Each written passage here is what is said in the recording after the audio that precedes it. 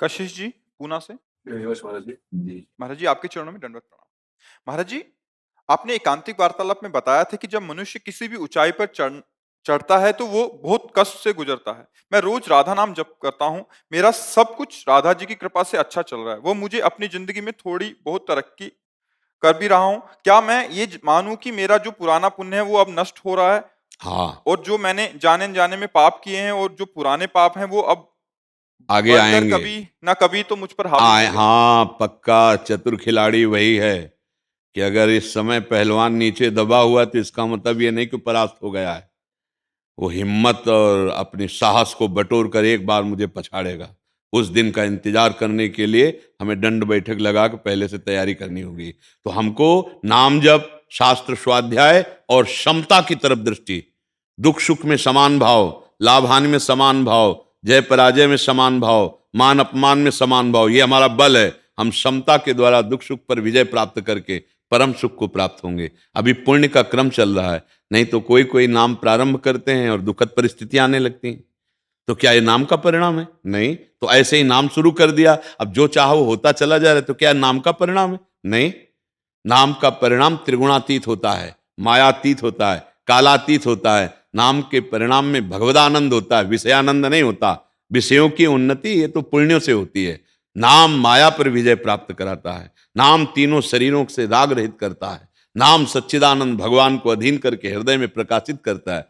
इस पर फूले नहीं, दुखावे तो भूले नहीं। दोनों बातें समझो। अनुकूलता, अरे ठीक है, कोई खास बात नहीं है। दिन है तो शाम आने वाली है, रात आने वाली है, रात है तो सुबह होने वाला है। इस पर कोई खास बात नहीं है। अनुकूलता प्रतिकूलता कोई खास बात है। हमारा इस समय चिंतन क्या चल रहा है? यदि हमारा कृष्णाकार चिंतन चल रहा है तो नाचने का मन करो कि अविनाशी का चिंतन हो रहा। अब हमारा बाल बांका भी नहीं हो सकता। अगर चिंतन नहीं हो रहा कि हमारे ऊपर तो बड़ी कृपा है, जो मैं चाहता हूं होता चला जा रहा है, तो कल आप उसी कृपा सिंधु को कोसेंगे। लिख लो कागज में। क्यों? क्योंकि ये अनुकूलता प्रतिकूलता को भगवान से नहीं जोड़ा जाता। ये कर्मों का परिणाम है। भगवान से जो हम जुड़े हैं वो अनुकूलता प्रतिकूलता में समता प्रदान करेंगे। सम। भारी दुख की स्थिति में भी मुस्कुराहट में कोई फर्क नहीं, भारी सुख की स्थिति में भी कोई अहंकार नहीं। ये भजन से प्राप्त होता है। हाँ, बड़ी से बड़ी दुखद परिस्थिति नहीं। देखो, इतने ऐसे ऐसे पापाचरण करने वाले सब सुख सुविधाएं। सुदामा जी महाराज है, कई कई दिन भोजन नहीं मिलता, और कृष्णाकार वृत्ति है, भगवदाकार वृत्ति है। तो क्या हम कहेंगे उनको कि उनका भजन सही नहीं था? फिर इसके बाद द्वारिकापुरी जैसी सुदामापुरी बन गई, तो आप क्या कहेंगे? अब कृष्ण कृपा हुई? नहीं नहीं नहीं, कृष्ण कृपा पहले भी थी, अब भी है। वो समान रहे। सुदामापुरी बनने पर भी उनको कोई हर्ष नहीं हुआ, और कई कई दिन भोजन ना मिलने पर उनको कोई शोक नहीं हुआ, कोई ग्लानि नहीं हुई। वो वही कहते थे, मेरे मित्र श्री कृष्ण जिसमें राजी मैं उसी में राजी। हमारे यहाँ आचार्यवाणी में सबसे पहला है पद है, उसकी पहली पंक्ति है, जोई जोई प्यारो करे सोई मोहि भावे। बस इतनी। फिर वो तो सिद्धों की बात है, भावे मोहि जोई सोई सोई करें प्यारे। अभी तो हमें केवल इस बात पे उतरना है, जोई जोई प्यारो करे।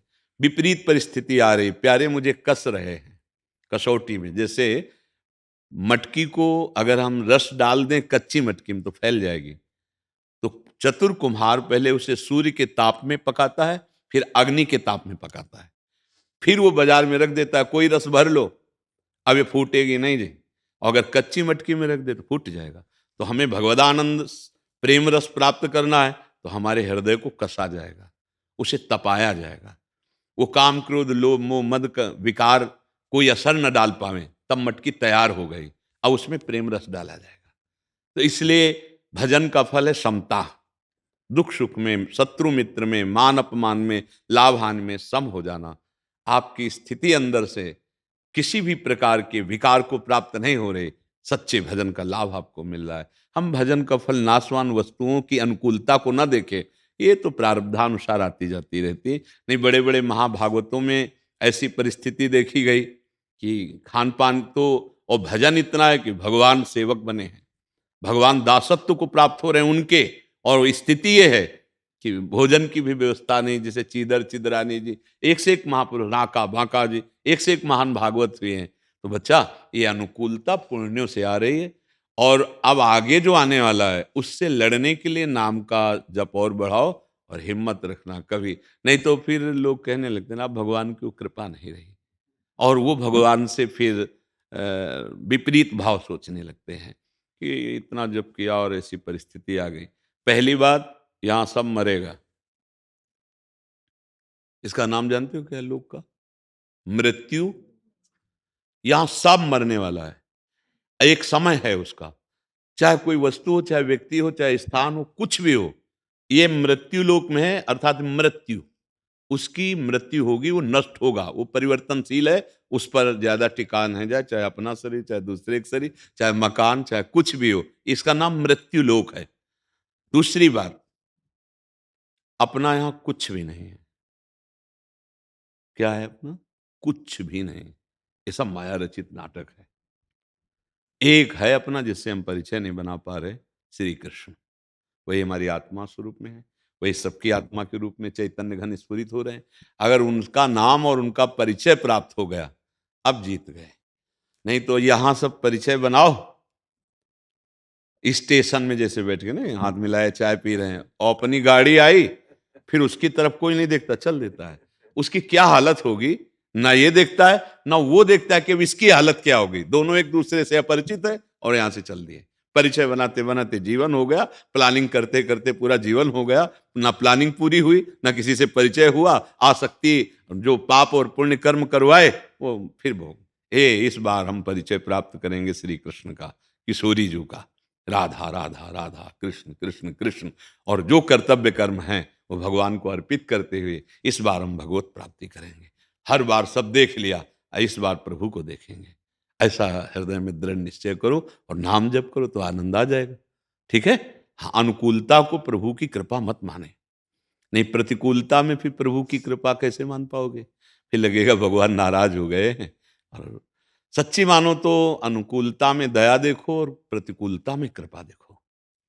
क्योंकि प्रतिकूलता हमने तो चाहा नहीं, वो दिए हैं तो कृपा करके दिए हैं, और अनुकूलता हमने चाहा है तो वो दया करके दिए हैं। अनुकूलता में दुलार देखो, प्रतिकूलता में कृपा देखो।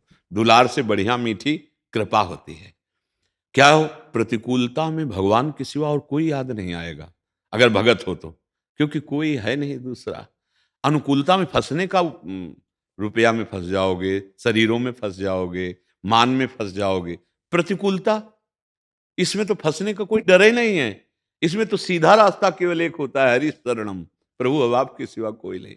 जहां जहां विपत्ति और प्रतिकूलता आई, उन महाभागवतों के हृदय में प्रभु का प्यार और बढ़ा है, प्रभु के प्रति समर्पण और बढ़ा है।